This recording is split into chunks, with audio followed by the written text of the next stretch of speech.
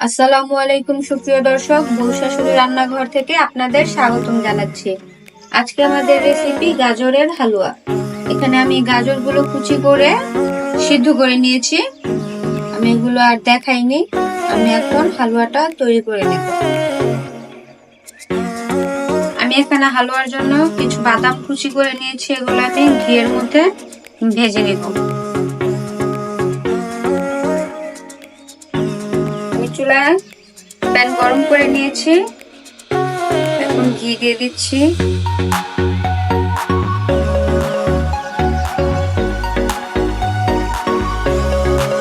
আমি এখানে আড়ঙের ঘিটা ব্যবহার করছি।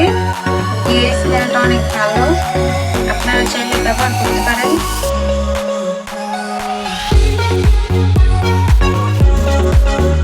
এটা বেশি ভাজার দরকার নেই, একদম অল্প একটু ভেজে আমি নামিয়ে ফেলবো।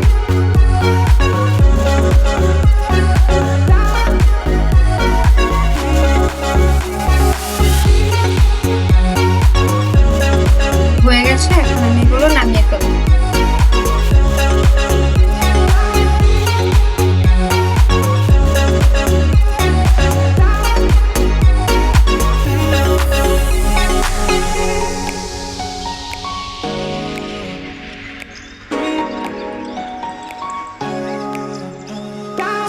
আমি এখানে প্রায় হাফ কাপ পরিমাণ ঘি দিয়ে দিয়েছি। ঘিটা একটু বেশি পরিমাণে দিলে আর কি ভালো লাগে খেতে।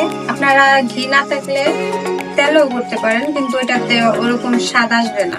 এখন আমি গাজরগুলো দিয়ে দিচ্ছি।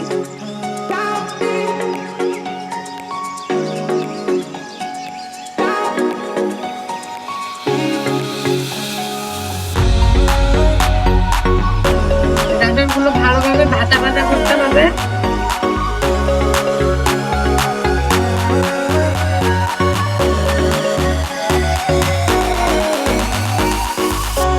এখন আমি এখানে কিছু গরম মশলা ব্যবহার করব।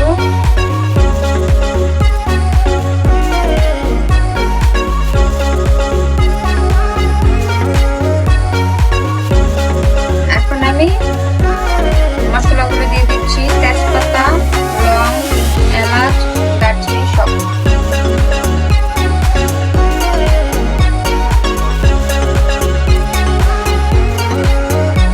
এটা অনেকক্ষণ ভাজা ভাজা করতে হবে, প্রায় 10-15 মিনিট সময় লাগবে। আমি এখানে চিনি দিয়ে দিচ্ছি। চিনি প্রায় হাফ কাপ পরিমাণ দিবেন। চিনি নিজস্ব টেস্ট অনুযায়ী দিলে ভালো। আমি একটু চিনি কম খাই, আমরা যারা বেশি খায় তারা অবশ্যই বেশি দিবেন। চিনির সাথে ভালোভাবে এটা নেড়ে নিতে হবে।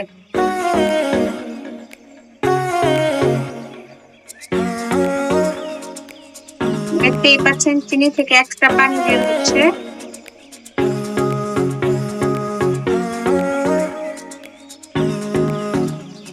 চিনিটা মিক্স করে দিচ্ছি।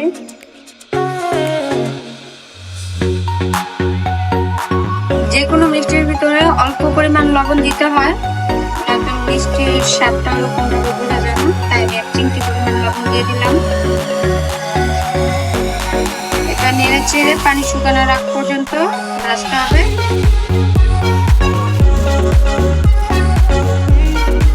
আপনারা এই পদ্ধতিতে খুব অল্প সময়ে গাজরের হালুয়া তৈরি করতে পারবেন। সময়ও অল্প লাগবে, আপনাদের সহজ হবে। এটা একটা সহজ রেসিপি। এটাকে ভাজা ভাজা করতেছি।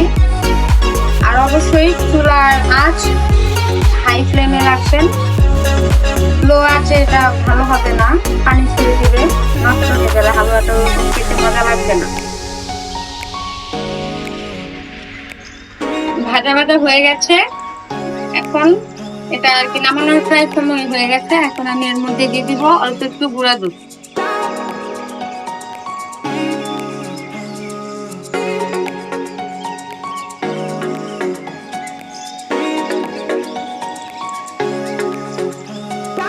দুধটা মিক্স হয়ে গেছে, এখন আমি এর মধ্যে বাদামগুলো দিয়ে দিচ্ছি। ঘি আর দুধ এগুলো হচ্ছে হালুয়ার ফ্লেভার বাড়াবে। আমাদের হালুয়া হয়ে গেছে। এখন আমি এটা নামিয়ে ফেলবো। আমাদের চ্যানেলের এরকম সুন্দর সুন্দর ভিডিও পেতে আমাদের চ্যানেলটি লাইক, কমেন্ট, শেয়ার করে আমাদের পাশে থাকবেন এবং